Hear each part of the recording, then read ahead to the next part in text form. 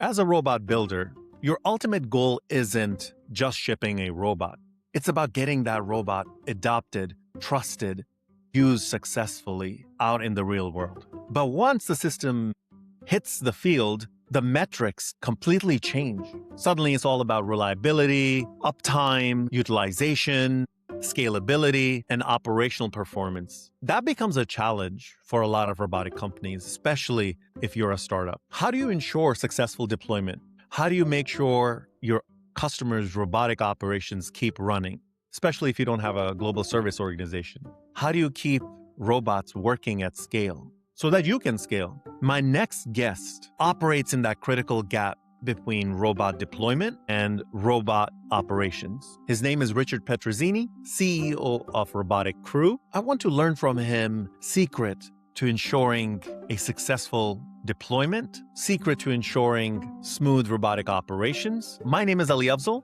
This is Robot Builders Club. Today, we're going to get into the world of robotic operations. Let's dive in. All right, Richard, you're CEO of Robotic Crew. You have robot builders out there that create systems, and then you have customers that are trying to adopt those systems. Mhm. There's a gap between the robot that is being deployed in the field and how the customers are able to keep the platform running. And that's where you're coming in. You're helping ensure robotic operations. Yeah, Is the that easiest way to explain it is we are a service company that teams up with product companies, these robotic developers. One way is we provide the remote support. We call it robotic operations. Robotic operations means a series of things like support tier 1, tier 2, teleoperation, monitoring, data analysis, data gathering. And the other way to interact in this world for Robotic Crew is we call it the physical AI loop. You're doing a dual, dirty, or dangerous job for humanity.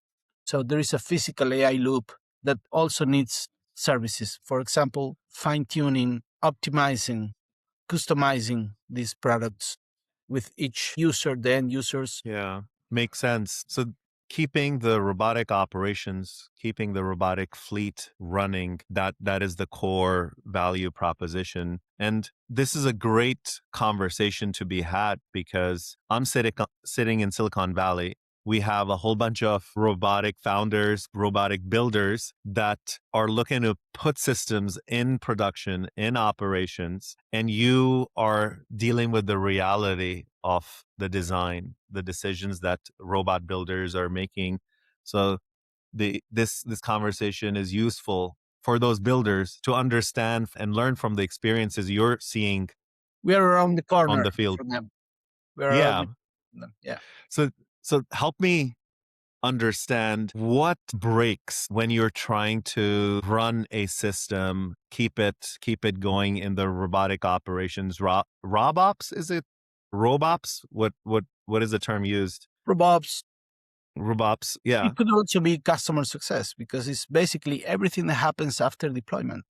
Gotcha. So what is breaking on the field? What are the different categories? What are the gaps that Usually, founders of the systems, the builders of the systems are not necessarily accounting for? when you talk to roboticists and people that is actually bringing some new product to a business vertical, they have stages they need to go through. And usually the stage of support or remote operations happens after they are on the market and they're trying to actually execute. So The I would commercial say that release has happened, right? what That's breaks yeah. first is the system of execution, is the procedures, is the people behind the operation. Is problems never arise, in the time that you have the experts on. It happens 2 a.m. Monday morning. So you need to have a lot of infrastructure in place, and that infrastructure is not only technologies. The people behind it, the experience, the training.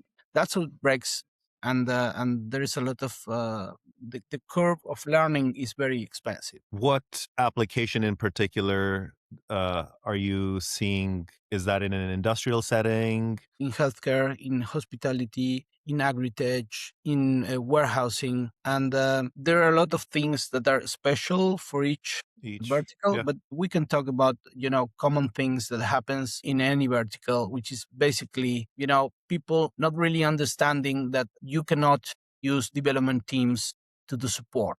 It's a different Mm, animal. It's a different world. skill set, yeah. Engineers and developers are not very interested in bringing support. And people that really do support are trained for that. And that's their everyday task. Deal with the playbooks and with the wikis and try to be also a little bit open and creative sometimes to come up with a solution. And then close the ticket. When we reach out to our first customers, we would see a ticketing system that we could improve the operation 95%. And you would say, how can you Mm, improve 95% a support process? yeah. Basically, 95% is when you compare the time to acknowledge and the time to resolve. Basically, you are comparing how much is a ticket, how long is a ticket open. Development Mm, teams would open a ticket, solve the problem, and never close it. This is how you get 95% quicker yeah. guy that is trained on using the ticketing system. And for a developer, closing the ticket may not mean a lot because they say, I solved the problem. But for a support technician, support operator, closing the ticket means mission accomplished. And then for the business, it means more qualified information, more accurate information that can improve customer success.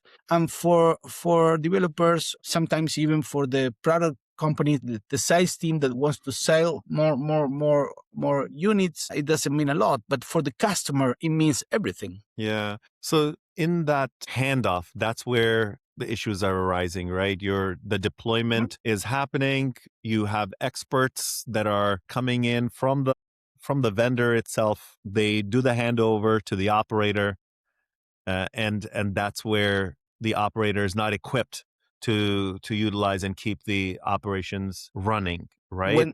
When the customer is running the operation by their own and not maybe I mean I'm not talking about all companies. There are companies that do have support teams Yeah, properly because they've accounted for that. or well, doesn't cut for everyone, but I'm Mm, talking about experience and the companies that really needs us, which I think each time are more and more. They don't even call them, the operators. They're just, using their development teams to deploy 1, 2, 3, 10, 15 units. And then when they start losing the first, second and third customer, they say, we have a problem. And then when mm, they get into the problem, they understand that they are now providing a service instead of a product. Is when the product becomes a service. So it's very different, and it's a different world to have a product company and the mindset of a product company, and at the same time have the mindset for a service company. Basically, we partner with our customers because we need to learn their ways, their culture, but we have to translate all that into a service instead of a product. mm, So what happens, and you said a key word, which is the handoff. Say the handoff is not more like a specific moment when you turn on yeah. unit. It's more like the outsource of the service, right? It's more like Mm, it's an idea that robotic companies or roboticists or engineers or people that mainly comes from the hardware world needs to make friends with, which is outsourcing your baby, right? It's kind of um, I would say, that there is a problem when a company does not understand and has a lot of issues with don't want our development team to keep on doing support because we yeah. are not ready to outsource this to some other people, and that's a huge mistake because there are companies like us, or at least our company is very very interested and very keen in our customer to get all the information from the field and all the ideas and all the experience from the field to improve the product. basically that's one of the drivers to having a partner like a company that gives you the robotic operations, which is we want you to focus on the product so your product does not become obsolete anytime soon, Mm, and that you don't lose the customers anytime soon, because we are providing a good customer success, which is a robotic operation support, whatever you want to call it. yeah. And you are getting all the information on how to keep improving your product so your market still wants you after 3, 4, 6, 10 quarters, right? Yeah, that makes a lot of sense because customers should be focusing on their core value proposition. And if you're not set up for the operations, robotic operations side of things, then naturally your services and a partner like yourself makes a total sense. And it's a multiplier in terms of productivity.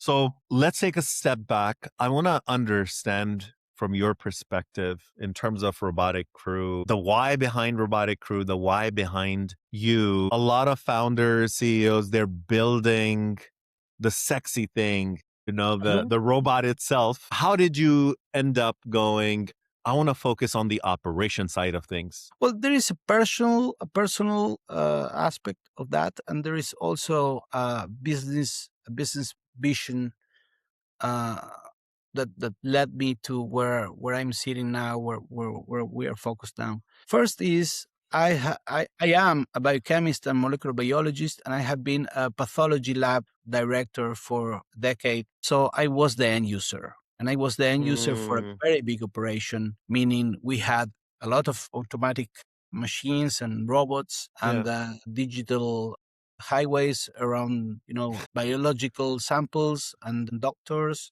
So it's a very big complex operation where you have different vendors and the middlewares and all that. yeah. So basically in robotics and automation I have the ability to really resonate in seconds with the end user, which gives me a lot Mm, advantages, obvious advantages. And the second is I come from that business vertical called in vitro diagnostics, which has been automated and there are robots doing stuff 30 years ago, 20 years ago. So things tend to be the same way in new verticals like warehousing or logistics or any other. So that's one thing. The other thing is when I decided to delve into robotics some years ago, I went to many shows like Modex last week or Automate or yeah. Robot Business or there are a lot, even in Europe, right? And what you see there is a lot of sales persons, sales managers, and they would just tell you how they're selling thousands of units, right? And when you add all the units that all of the salespeople in that floor just Yeah. Are selling, outputting. Yeah. this is millions, hundreds of thousands. And when you ask them about support, they don't have much experience. They don't really, not all of them, but most of them, they don't know what Yeah. to say.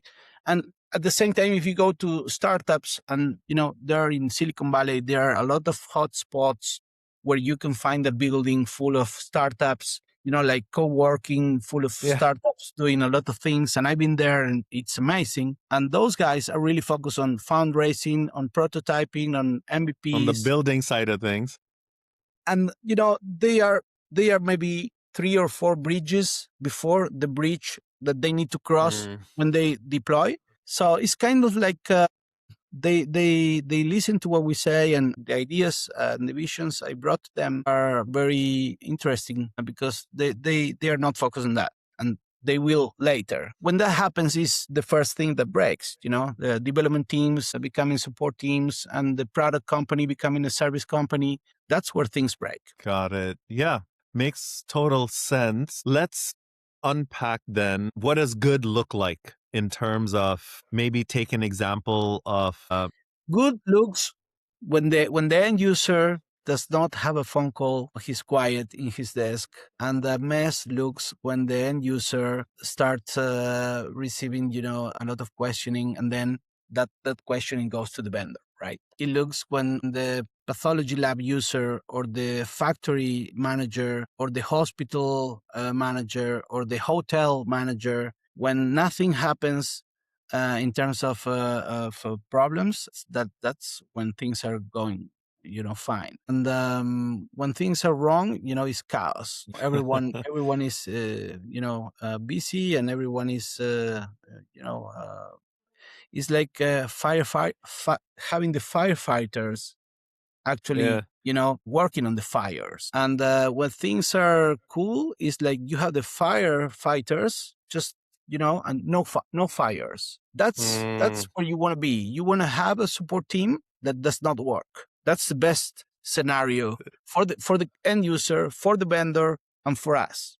Having our support team saying, "I don't do much." That's great. that means your fleet is properly maintained. Of course. You have preventative maintenance happening, and you're ready to tackle challenges if they come up. Absolutely. Everything is, nice and tidy, and also things happen as they were planned. And you can do forecasting, and you know what the next week will look like. Yeah. That's a great way to explain it. From your perspective, in terms of the companies you're working with, what are the different ecosystems you're seeing? You're going globally. What are the different fleets, different customers that are operating robotics in Europe, in United States? Could you lay out the landscape a little bit? Deployments are everywhere. Our customers, the vendors we provide the service for, are mainly focused in the US, but their end users are everywhere. So Mm. our operation is more than 40 countries, 24/7, more than 1,000 units deployed, 50 people working around the clock, teams deployed in Europe and Asia, provide the service to Oceania too. The things that I see everywhere is privacy issues, like Oh, sometimes you need to operate using cameras, and that's one thing that companies are very worried about, and there are a lot of policies in place to make sure that goes. And sometimes we don't really know where the robot is located, and we are allowed to turn on the cameras just in specific situations, and that's one thing that I see everywhere. The other thing is the end user could be, for example, a warehouse or a hotel. mhm. So there's people working there, people working with the robots. Besides the obvious security or safety that you need to Yeah. have for people, besides that, which is also in place, there is also the problem that sometimes employees or the team uh, from the end user does not want to use or is not used to use these The robotic solutions or the automated. trust side of things, they don't. Yeah, and I would call it like the user engagement with the solutions. That's Mhm. also a common problem. And there are different ways to tackle that. Sometimes the vendor has strategies. Sometimes we propose strategies. Sometimes it's a between our customers and us to come up with a solution for those things. But basically, those are the common things. Also, you want to see that your customers are having less incidents each quarter. And that doesn't mean Mm. that you're going to have, like us, we're going to have less people working or less work or less revenue. It's just that this customer that has less incidents will do better with the end user, and he will have more end users, and there will be more deployed units. So our need will still be there, even when you use AI tools that allows one operator to be in charge of 100 units, and next quarter to 500 units, and next quarter to a couple of million, Mm. couple of thousands. That doesn't mean that the operator will not be needed. And also the tasks of these operators are growing in terms of decision making, and Complexity. Yeah. sometimes less work in terms of. Makes sense. Understood. Who are your end customers at the end of the day? I know, of course, the people, warehousing side or industrial side, or that have purchased the robot. I'm curious to understand, does the builder side also become your, There are different point of view for an answer for that question. I would just go with all of them because I think the reality is in a mixture of all these things. But now, at this stage of evolution of robotics, we are hired by the vendors. But Okay. the investment for having this service working comes from the end Mhm. user. He's the one that is paying. But the end user is not robotic wise quite yet. Yeah. So let's say they have a problem. The end user has a problem. This is a supermarket and they have a parking lot and they want to clean the parking lot. And that's a problem. And they want to solve it with a budget, right? So they go to a vendor that builds cleaning robots, Mhm. automated, autonomous at some point, up to some point, cleaning robot that moves. So they want that to work. So then you may need a fleet management platform or some AI container or data gathering tools, infrastructure from the cloud, operators like from robotic crew to do support. But the end user does not know all that. It's not Yeah. embedded in that world yet. So they just go to the vendor, and the vendor is the one that builds all these put together all these tools on all these teams, and to finally clean the parking lot. And that's what the end user is focused on. So my customer, as the people I talk to and I provide the service, and the ones that Mhm. ultimately have decisions in our contracts, is the vendors today. But as robotics evolve everywhere in every human activity, that supermarket will have a robotic chief officer that he will probably come from Hmm. a world like the one we are now, and he would say, for cleaning the parking lot, we're using 3 different vendors, not just one, because this one is better at night, this one is better for this kind of dirt, and this one is better, this one is cheaper for the weekends, wherever. Yeah.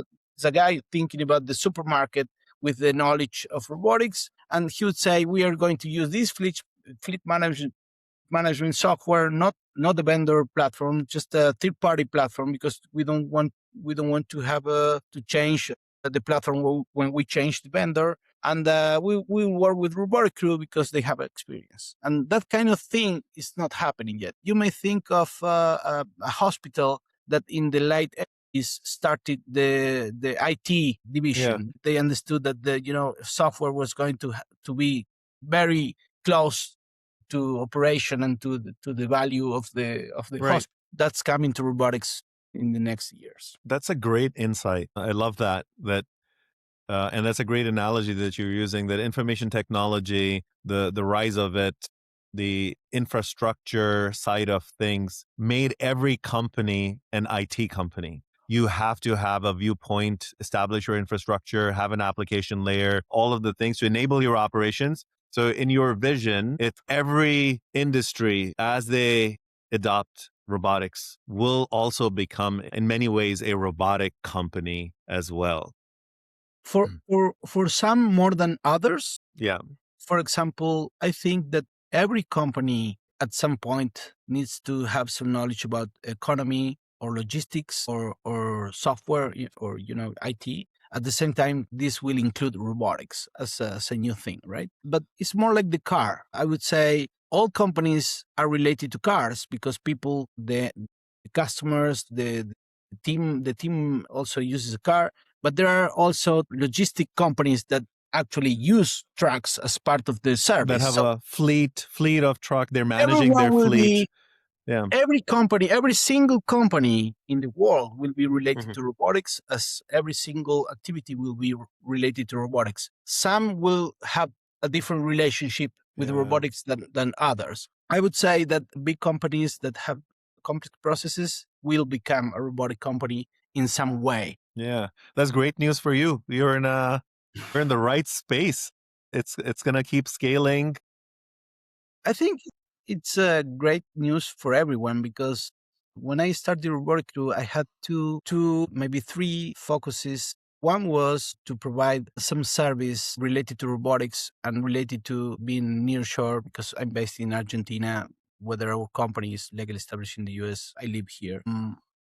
We have a lot of experience providing nearshore services. That Yeah. that was one thing. The second thing was being in a context where we could also be involved in software development, and we do that now by optimizing physical AI. So we take any physical AI Uh, product that needs to be integrated or be optimized or be connected to other legacy systems, and we do that too.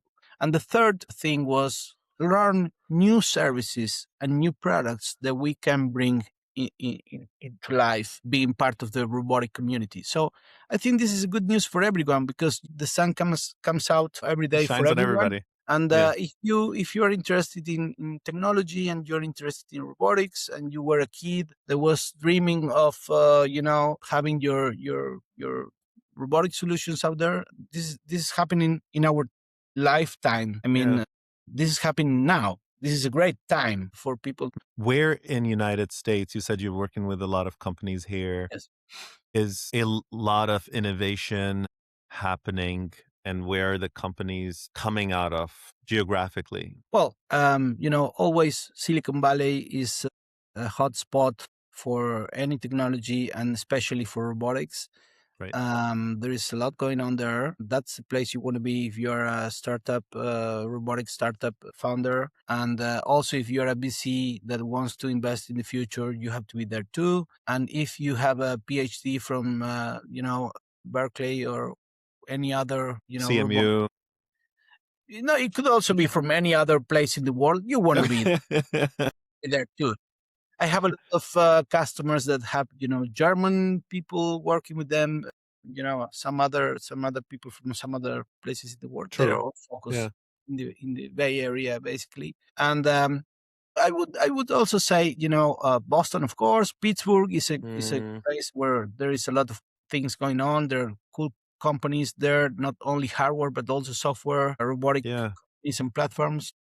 Agility came out of Pittsburgh. You got Boston Dynamics, of Yeah, course, in Massachusetts. Formant in the Bay Area, you have in Orbit. In France, Yeah. you have Higgs, which is another platform. Okay. Europe, I would say in the US, it would be Boston, Pittsburgh, the Bay Area. I will also acknowledge a lot of robotic companies in Austin, Texas, which also is a place that I love. And New York is a place that you wanna stop by. Yeah. Munich and Zurich would be Okay. hot places in Europe. And I would say, in South America, there is a lot of automation companies and a lot of automation engineers, but it's very young South America in terms of this new mindset for physical AI. Automation side of things. Is it also because the labor is not a concern? It's cheaper. I would say we have I'm talking about South America now, we have a great deal of, auto vehicles, factories, how do you call that? Uh, Automotive. Yeah. Automotive Yeah. industry. I think Factories. that's Yeah. one of the most strongest, and there is a lot of engineers and a lot of business hubs related to that. But in Germany, you could also say the same thing, right? You see, there is a lot of engineers in Germany. They are not going to go into a shortage of automation engineers in the coming years. But I think that will eventually happen in the US before. Okay. Unpack that, because we're outsourcing automotive manufacturing to other places. No, I think it's just Europe. This is also an idea and the knowledge I have. Maybe a Hmm. different reality for It's other people. anecdotal. Yeah. Yeah, I think that Mhm. Germany and Spain and maybe the UK, they invested a lot in developing great universities and careers for engineers, thinking about Mm. the industrial needs, and at some point they overproduced that kind of Uh, profiles, and I see a lot of availability in Europe right now. In the opposite situation is going to happen. I predict. yeah. I could be wrong, but I think that there will be a huge lack of, Talent. yeah, in terms of mechanical engineers, electronic engineers, that kind of thing. Everything related to Mm. robotics. Yeah, because for the longest time, the United States wasn't focused on manufacturing. We were using offshore partners, and it was a more service-based economy. And now we're bringing Of course. manufacturing back into the United States in a big way. Robotics is part of it. Automotive is part of it. EV revolution and a In clean the energy. Mhm. In the case of the US, I don't think it's just a bad forecasting of the need. I think Mm. the need will grow way beyond expected and way beyond any potential study that universities or governments could have been done, just because AI and the computing power and the batteries technology and the new materials, this is all growing and evolving so fast that Mm. no one could have seen all of this collide in the way that it is interacting now. And this will just lead to a lot of human activities being replaced by robotics, which is great. It's not a bad thing. Yeah. When people says robotics is going to make people not have a Obsolete. job, you know. Yeah. Yeah. So what happened when the car was invented? All the horses, you know, nothing happened. It's just evolved. It changed, and it is better. We have cars Mhm. now, and the poor horses, they just can do other things. But I think the fear is coming from the fact that you're gonna have to reskill. It's gonna be more jobs, but different kinds of jobs. So if you're focused on making the horseshoe, you're gonna be out of work. But if you were focused on creating services, it doesn't matter. You just switch from the horses to the And I car. bet those Yeah. skills can be recycled. Of course, that will happen too. I Yeah. think that actually, I have a 12-year-old and a 6-year-old, and I think their jobs will have not been invented yet. We cannot imagine the Yeah. jobs that they will have, That's so true. Yeah. and there And will be new we're jobs. going through the same thing. We have a 9-year-old and a 6-year-old right at home, and we go, what does the future hold for these kids? Like, it's not that the pie is gonna shrink. The pie is increasing. Of course. It's just about creating flexibility and the ability to learn fast and pivot fast, which is going to be more and more important for the next generation. Yes, I Mm. think that the humanity problems are basically always the same, and the roots of problems is the difficulty to deal with changes. Uh, the first thing that nature, and I'm a scientist and I'm a biochemist. So the first thing that you can learn from nature is that the ones that win are not the strongest, are the ones that adapt better, right? Better. Um, Darwinism. Yeah. that doesn't really relate strictly to intelligence or strength or the ability to harm others, or Mm. this the lion being the one that runs everything. There is viruses and bacteria and some other ways to thrive, right? And all of those are related to being Adaption. the ability, the skill to adapt to the environment, to others. I think that and at the same time, I think that that's why humans will be always relevant, is because we can adapt, right? So saying that robotics or automation or AI will replace us is just forgetting that the human capability of adapting to things is wonderful. And creativity, the original Creativity, thought, all of which those is things. very closely related to being able to adapt, right? If Mm.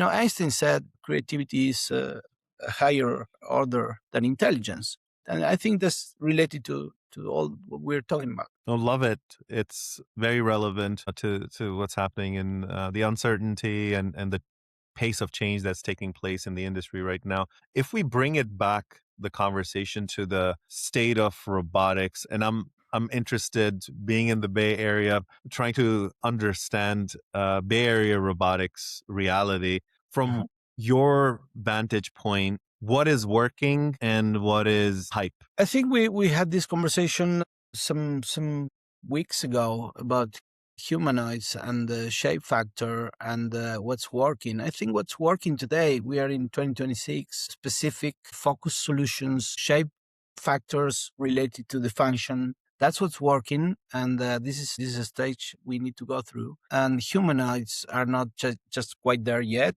I think maybe 5 years, 4 years, 2030 something, they will be doing meaningful things. they will be changing the world. But we're getting there through this path where Yeah. what's driving today is focus. Solutions. Yeah. Purpose, job specific robots. And then once the problems of manipulation, of control, of Yeah. perception, of Yes. motion and safety, all of those are more crystallized. That's when humanoids are going to come in a big Yes. way. Sort of like how EV self-driving technologies were being incubated for a very long time, and now they're everywhere. The self-driving is exploding, and I think maybe our kids are not going to need to learn how to drive because, I think you we know, humans we need to put names to things, and we need to. I'm a very anxious person, so we need to see uh, pictures of things that we can understand, yeah, or names to things that we can understand. create a But model of we all the time reality. we fail to see that that things are not zeros or ones, or white or black. It's just the mixture of everything. So I think that for example, teleoperation, a lot of companies do not want to talk about teleoperation, but teleoperation is Mm, needed to teach these language models how to avoid teleoperation, right? Humanoids will be less teleoperated soon because of teleoperation. mm, Teleoperation is key to learn how to move, right? And how to deal with things. to train. So Yeah. autonomy is a consequence of deliberation at some point, and it shouldn't be a bad word, right? At the same time, humanoids are a thing we need, and they shouldn't be a bad word. Just Mm, let's see them as a tool, as a very complex and very useful tool. And at the same time, to get to humanoids, for example, if you talk about construction today, I just read a report on robotics in construction dated January, February this year. Amazing. And I know most of those companies in that report. So the stage of deployments in construction is the constraint that they need to break now is, as you mentioned, manipulation, define manipulation, like mm, kind of what you would do with your hand, right? But that's not going to be accomplished by a humanoid today. It's going to be accomplished by a arm that has fingers, but it's not a humanoid fingers. It's not a hand. It's more like a gripper with certain yeah. abilities and It's certain specific to the motion. task that it's doing. Um, And this will be the next step for construction, be 2027, 2028, 2029, and maybe you see a humanoid really working at the construction site, maybe in 2030 something, right? 35, 30 something. I don't know the time, mm, but this will be the steps that needs to be done. The same way that my father and my grandfather used frogs and rabbits to do biological tests. And yeah. myself, I used electrochemiluminescence in an automated machine to do the same Yeah. test, which is basically telling you if a woman is pregnant or not, right? So, or, Mm, or using sheep's blood to do some specific tests that today you can do it with automated. right. My father, it took him like a 6 hours process to come out with a hormone test result, and I did it in my automated lab. In the afternoon, I would do 10,000 tests Right. like that with a lot better, accuracy and the precision, and so that happened in vitro diagnostics will happen in construction and in logistics, in warehousing and services. Yeah.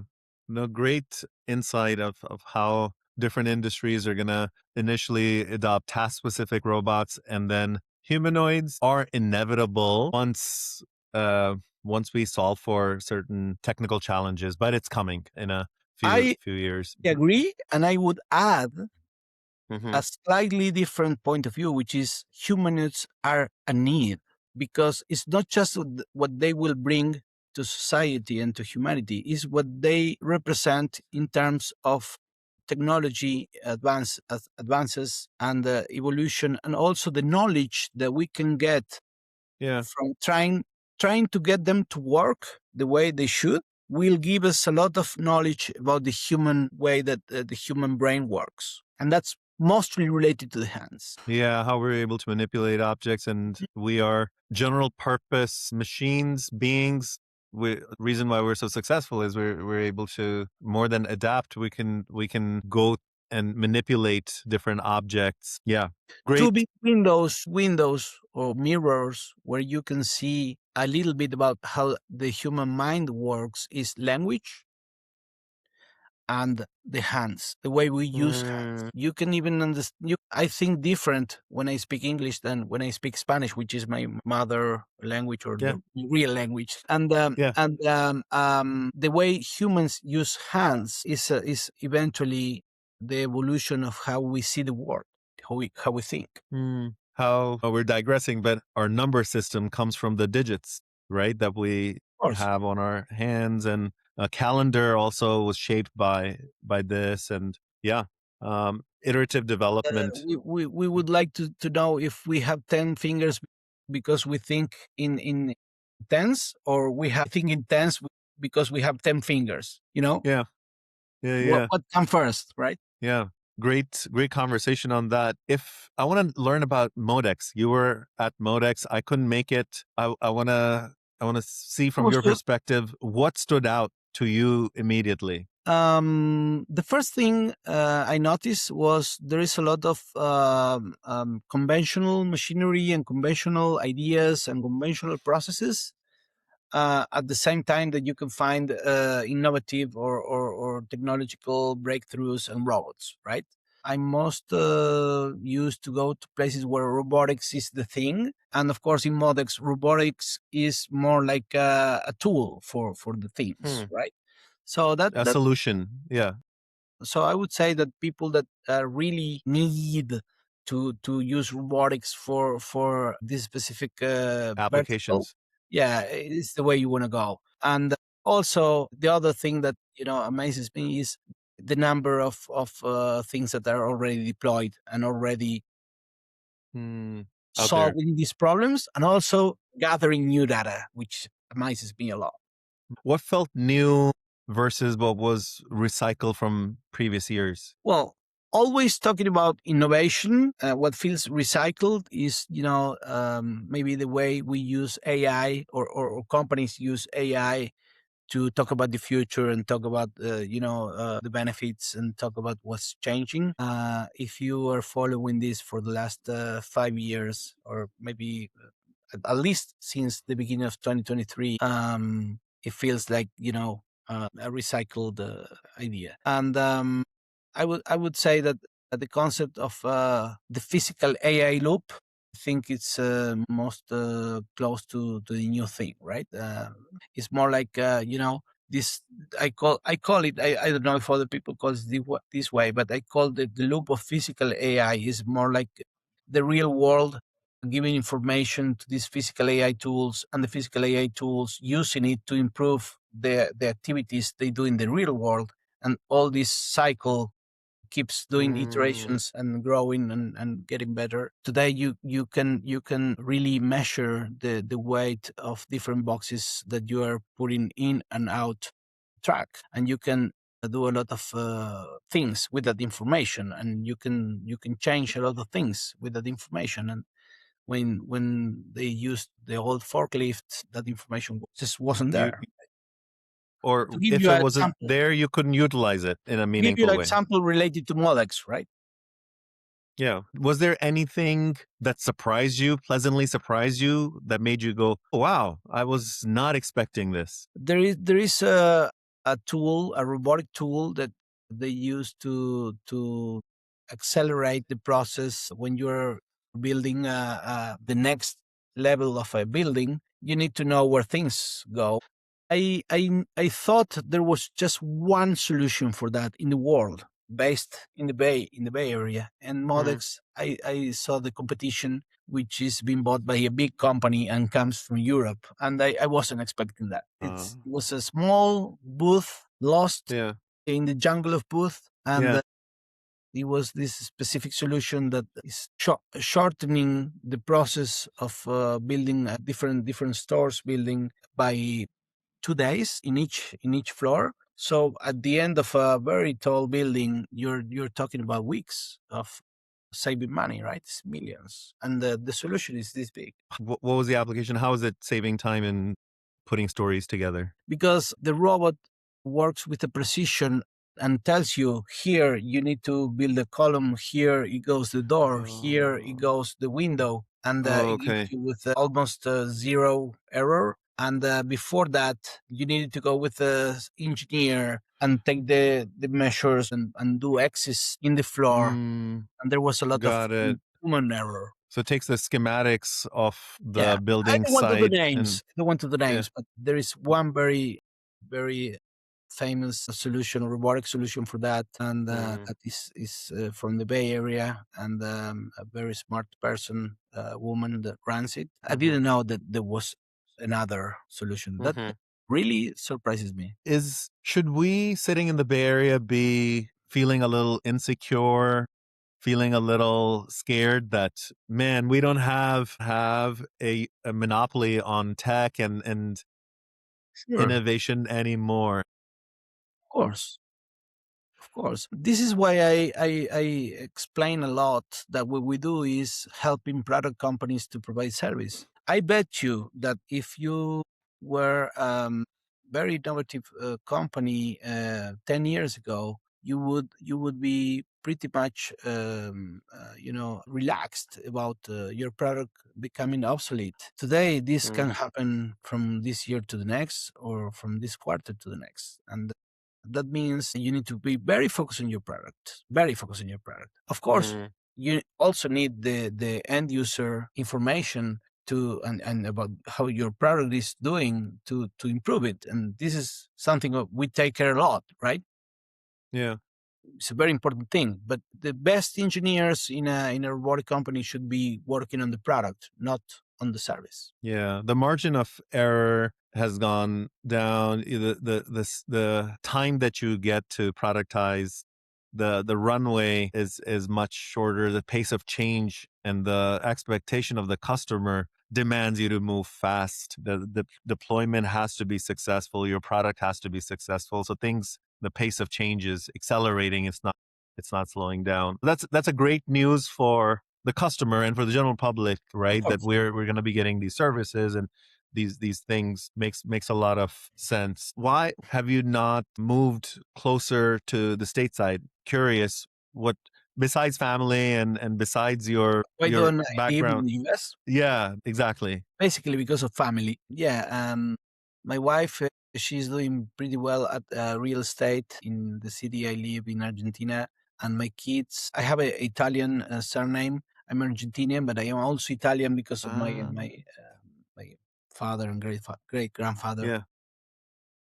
Do So you know my any Italian? excuse Do you me, speak Italian? just a little bit. But my kids, and this is what I was going to mention. My kids go Yeah. to a Italian Argentinian Ah, school, so immersion school. they Yeah. speak Italian and English and Spanish, so they are very comfortable, and it's a very good school. I wouldn't dare, to take my kids out of their lives to start a new life in the US Mm. just because humans, we are afraid of change, right?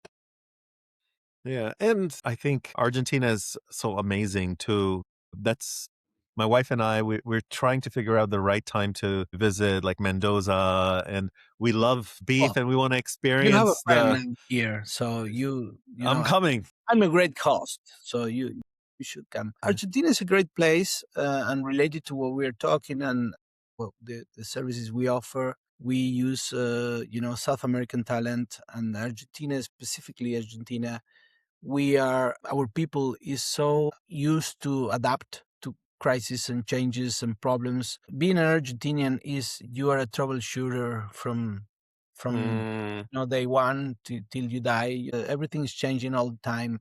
I think we developed a culture of resilience that is great for uncharted territory. So this is why our engineers thrive in software and robotics, because every robotic company, every robotic entrepreneur, every robotic pioneer is that is not innovation, it's not mm, entrepreneurship, is pioneering. And pioneering is the most complex stage Challenge. because Yeah. we robotic companies and pioneers are walking uncharted territory. So basically, when we start providing the service of support and platform optimization and physical AI optimization, we are walking uncharted territory, side by side. So we are learning together. That's basically you can achieve that only if you can adapt and you are also creative and resilient. And when I talk to my customers and when I talk to the market, I always want to communicate that we do what we do, we know what we do, but the most important thing to me is that we bring this ability to walk in uncharted territory, and this is sometimes the difference between success and I would say iteration, because you are always doing one thing, or you are being successful, or you are doing an iteration to be successful. But this is the main difference, right? Yeah, that's a great perspective of how being an Argentinian, living through different crises, shapes your skill set. I think in I was just reflecting on my experience and also reflecting sort of the American experience. Majority, I don't know if I want to say majority, a large percentage of Americans are from outside, right? Like we've come for better opportunities and we've been thrown into trying to adapt into this society. I think that's one of the benefits that America gets from its people, from its immigrants, is that mindset, and that's a strength for America. But yeah, Well, which people miss. yeah. Argentina was the land of opportunity 150 years ago, and that's when my great grandfather came to Argentina, because they came from Europe with not a lot of opportunities ahead, and they decided to go to the promised land, which at that moment was Argentina was one of the most important countries in the world. And I think that the U.S. fulfills that idea and that need today for a lot of people around the world, and then free of will and free of thought. And, this is what we stand for Yeah, in Argentina, and also in the US. It feels like home. things are shaky a little bit on our side of the fence, but hopefully we'll figure it out. We're trying to dial it in. No society is perfect, but yeah. On that inspiring note, on that beautiful thought, let me switch gears, and we're approaching time. I'm mindful of that. I want to move into this lightning round that I've had set up at Robot Builders Club podcast. I'm going to throw a whole bunch of questions at you really fast, Richard, and get your reaction. Ready to jump into it, lock into this? Yeah, let's All right. So let's do it. California or Mendoza? Where's the wine better? Mendoza. I've tried both.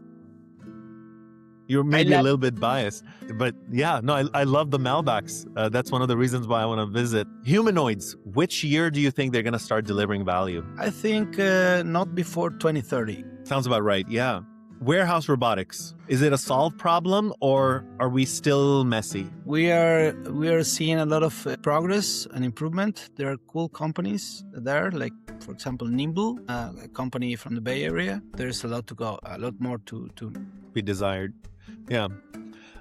Perfect robot solution with poor support or a mediocre robot with amazing support? Amazing support always. Wins. The robot comes second when you are the user. Makes sense. The best thing about Argentina? People, resilient Argentinians. Best thing about America? Also people. I think, I feel so welcome when I go to the US. Focusing on Bay Area, still leading or losing its edge? Still leading, definitely. Thank you. Good to hear. One failure mode every founder ignores? I think execution is everything. When you need to pay the bills and execution. Love it. One role every robotics company should hire for earlier? Support, customer success, human resources. Makes sense. Yeah. Also communication. Yeah. One thing that everyone is over-engineering right now? Their solution, the robot, the machine, their platform. And I think if I can do more than one word here, Please. trying to develop more than your specific solution is a mistake.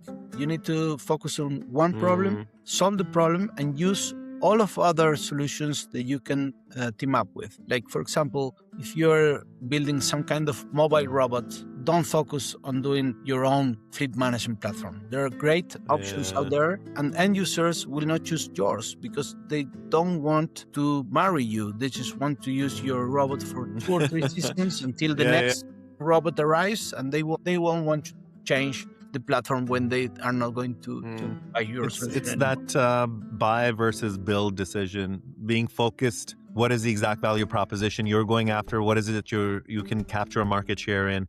Staying focused on that, staying focused on the problem. That's always Not obvious the key. or Great point. What should someone interested in robotics start learning today to get into this space? economy and Python, would that be a good thing? Economy and Python. Both. Okay.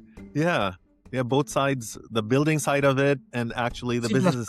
Python, but always economy. Yeah.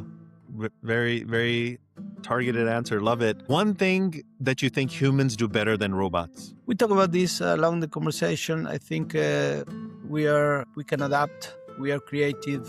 We learn from the mistakes. That's something that humans know how to do. Of course. And the final question, you get into a time machine, travel to 2050. You have come back. What have you seen of the future of this planet and its people? Hopefully, I've seen my kids happy, building a new family, and having to worry about new problems, not old problems. That's what I saw. Is it a utopia, dystopia? No, I don't think so. I mean, we have different problems that our ancestors, right? And we are still building families, and we are still in the pursuit of happiness. So I think it's a nice idea. A lot will have changed, and not many things will have changed at the same time, right? Because humans fundamentally are going to still be trying to tackle the same old problems, trying to fight our egos, trying to fight tribalism, trying to fight propaganda. It will be similar challenges. If you want to travel to 2050, you would probably also want to travel first to 50 years behind. And I'll give you an example. If you go to Buenos Aires, to a specific place, a specific neighborhood called San Telmo, you will find a museum, which is basically a house, 200-year-old house of one of the richest families in Buenos Aires. In the 3rd floor, they will have a place where they could see the ships, in the river coming from Europe and back to sell the goods that they produce. This is very rich people in Buenos Aires 200 years ago. And if you go to the basement, you would see a 10,000 liters container for water. And this water is rainwater that also has fish inside. So they keep the drinking water with a good quality. And this is the drinking water of a millionaire. Other people were drinking very, very bad water mixed with waste and stuff. And today, 200 years after that, one in Argentina, in Buenos Aires, I would say most of the population drinks 1,000 better quality drinking water for free, almost for free. This is the kind of thing that you will see in 2050. You will see people having access to things that today only billionaires have access to. You can think of many things, but this is a very specific, real example of how the future will look like when we don't have a clue. We don't have a clue of how the future will look like. If you go and see Buenos Aires 200 years ago, and you find that the most wealthy people would drink very low quality water in comparison to an average Buenos Aires citizen today. And this is how, 50 years from now, 30 years or 20 years from now will look like. That's a great example. You're illustrating progress will be there. Humanity is going to move forward. We're going to create conveniences for our people, for our population. Hopefully, the path of civilization, path of humanity is in the upward trajectory. That's the sort of cautious, optimistic view.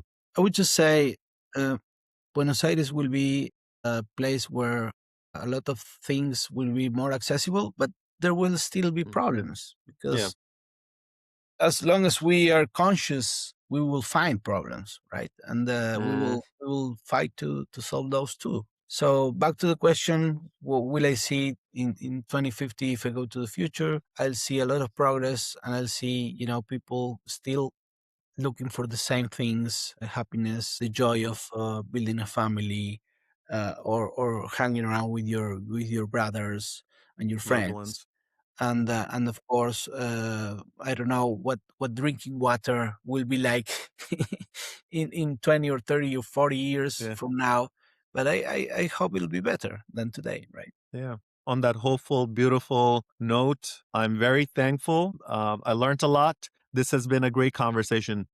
I'm the one that thanks you for this time and for the possibility of reaching, other communities and other people out there. And of course, I'm open to help you with any other thing that you may need. I appreciate it. Let's stay in touch and hope to see you soon in Argentina. Enjoy that Yes, the wine. I will be visiting you. I will be visiting you by the end of June. So we'll meet face to face soon. Awesome. I look forward to it.